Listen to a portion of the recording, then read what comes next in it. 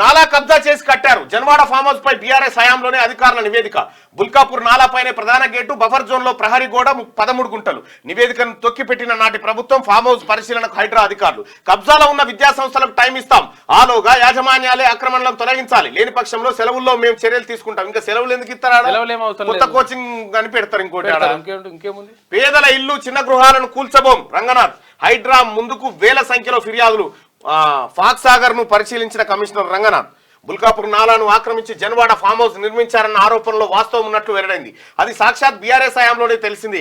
కేటీఆర్ వినియోగిస్తున్న ఈ farm house కు వెళ్లే ప్రధాన రహదారి గేటును బుల్కాపూర్ నాలాపై నిర్మించారని తేలింది.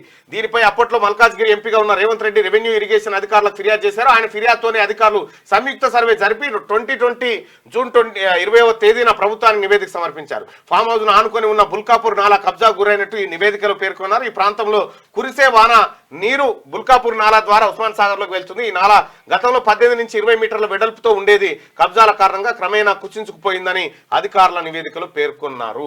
అలాగే ఈ నాలకు 2 వైపులా 9 మీటర్ల చొప్పున బఫర్ జోన్ ఉంటుందని, ఈ లెక్కలు చూస్తే ఫామ్ హౌస్ లోపల సుమారు 13 గుంటల స్థలం బఫర్ జోన్ లోనే ఉందని పేర్కొన్నారు. ఫామ్ హౌస్ లో ప్రహరీ గోడను నాలాతో పాటు బఫర్ జోన్ లో నిర్మించారని నివేదికలో స్పష్టం చేశారు. ఇదో ఇది కేటీఆర్ ఫామ్ హౌస్ జన్వాడ. అందరికీ శరార్థులు. పెన్నుతో మీకు మంచి సోపతుందా? తెలంగాణ యాసలో ముచ్చట్లు రాయడం మీకు తెలుసా? మీలాంటోళ్ళని ఎత్తుకుతుంది మా క్యూనిస్.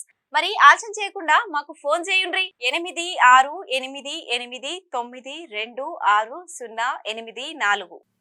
లైక్ చేయండి.